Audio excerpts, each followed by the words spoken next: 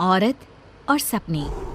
उमेश और रीटा की शादी के 10 साल बाद उन्हें बेटी होती है।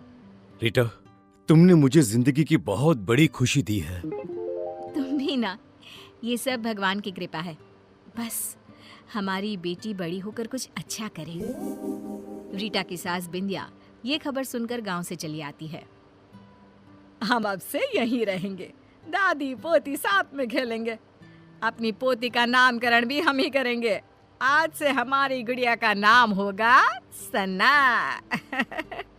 आओ मेरी गुड़िया, दादी के साथ खेलोगी ना। वक्त गुजरने लगता है, सना बड़ी होने लगती है। अब सना 10 साल की हो गई है। दादी पोती एक साथ एक ही कमरे में सोते हैं। एक रोज सना आधी रात को घबराकर उठ जाती है। अरे क्या हुआ मेरी बच्ची, तू इतनी घबरा क्यों रही है? दादी, मैंने एक औरत को देखा जो मेरे बेड के नीचे से निकलकर मेरे ऊपर आकर बैठ गई और मुझसे कुछ कहना चाह रही है। अरे बिटिया, मैं हूं ना तेरे साथ। देख देख, तेरे बेड के नीचे कुछ भी नहीं है। मेरी बच्ची आराम से सो जा। अगले दिन फिर वही सब होता है। फिर सना सपना देखकर उठ जाती है। दादी, सपने में फिर मैंने उसी औरत को देखा। वो फिर उसी तरह मेरे बेड के नीचे से मेरे ऊपर आकर बैठ गई है और मुझसे यहाँ से जाने को कह रही है। कौन हो सकती है और कोई तेरे सपने में क्यों आएगा? अच्छा बेटी, वो दिखने में कैसी है, तू बता सकती है? हाँ दादी, बड़ी बड़ी आंखें, गोल चेहरा, लंबे बाल, मोटे मोटे गाल, पतली दुबली, मानो जैसी कोई मॉडल हो। क्या? ये तो नीता है, लेकिन उसका तेरे सपने में आने का क्या मतलब है? दादी, ये नीता कौन है? अब कुछ नहीं मेरी बच्ची, तू सो जा। हाँ, अब बिंदिया की डर के मारे हालत खराब हो जाती है। वो रात भर सो नहीं पाती। अगली सुबह बिंदिया सारी बातें उमेश से कहती है। उमेश, वो वापस आ गई है। इस बार उसने अपना शिकार हमारी सना को बनाया है। सना को कुछ हो गया तो हम तो मर जाएंगे। क्या माँ, आप भी कैसी बातें कर रही हो? सपने से भला क्या होता है? कौन सा वो सच में निकल कर बाहर आ जाएगी? माँ, आप है ना कुछ ज्यादा ही सोच रही हैं। इस बात को यहीं खत्म कर दीजिए और देखिए, रीटा को इसके बारे में कुछ भी खबर नहीं होनी चाहिए। उमेश की बातें बिंदिया के दिमाग से आर पार हो जाती है और वो नीता के बारे में ही सोचती रहती है।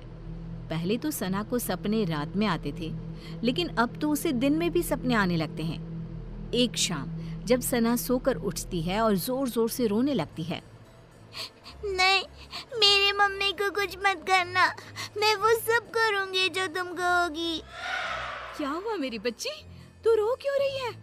मम्मा, वो आपको मार देगी। वो रोज रात को मेरे सपने में आती है, कभी मेरे बेड के नीचे तो कभी मेरी अलमीरा के पीछे छिपी रहती है। क्या बोल रही है बेटा? मुझे कुछ समझ में नहीं आ रहा।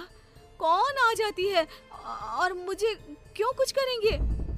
अम्मा, एक औरत मेरे सपने में आती है, मेरे बेड के नीचे से निकलकर मेरे ऊपर आकर बैठ जाती है और कहती है ये उसका घर है, वो आपको मार देगी क्योंकि आपने उसकी जगह छीन ली है इस घर में।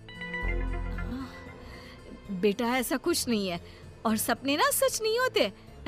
आपकी मम्मा को कोई नहीं मार सकता।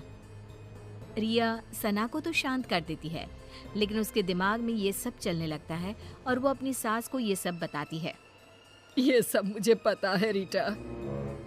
तब तो आपको ये भी पता होगा कि वो औरत कौन है जो सना के सपने में रोज आती है, और आपने मुझसे ये सब क्यों छुपाया?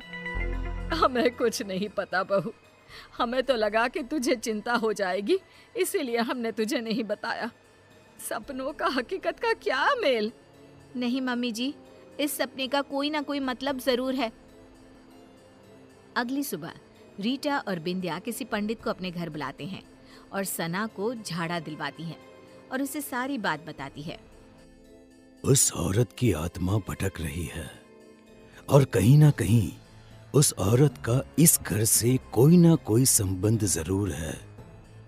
सना बिटिया को ही इसका तोड़ निकालना होगा और उससे पूछना होगा वो क्यों आई है और वो क्या चाहती है।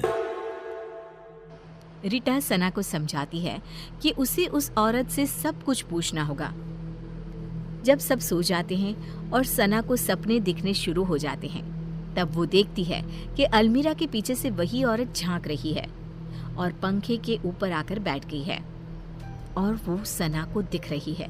सना उठकर बैठ जाती है। तभी वो औरत उसका गला दबाने लगती है और कहती है, बोला था ना, निकल जाओ इस घर से, ये घर मेरा है, नहीं गई तो दोनों माँ बेटी मरोगे मेरे हाथ से। कौन हो तुम? मुझसे और मेरी मम्मा से तुम्हारी क्या दुश्मनी है? इतने में ही सना डर से उठ जाती है और रोने लगती है। रीटा और बिंदिया उसके पास बैठी होती हैं।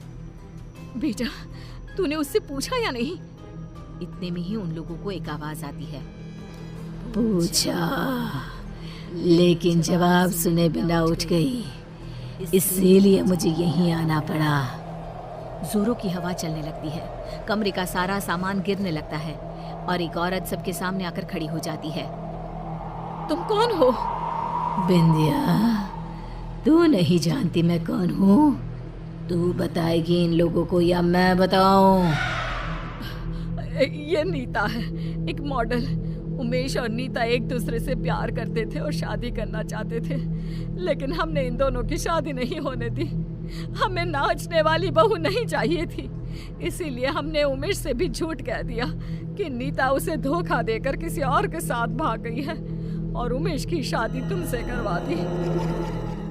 ये सब के पीछे तुम थी ना माँ? आपको पता था ना माँ कि मैं नीता के बिना नहीं रह सकता। ऐसा क्यों किया माँ तुमने? क्यों? मुझे लगा उमेश ने मुझे धोखा दिया है, इसलिए मैंने अपनी जान दे दी और अब उसकी बेटी के सपने में आकर रीटा और सना को इस घर से निकलवाना चाहती थी, ताकि उमेश को ये एहसास हो सके कि किसी अपने का दूर जाना कैसा होता है।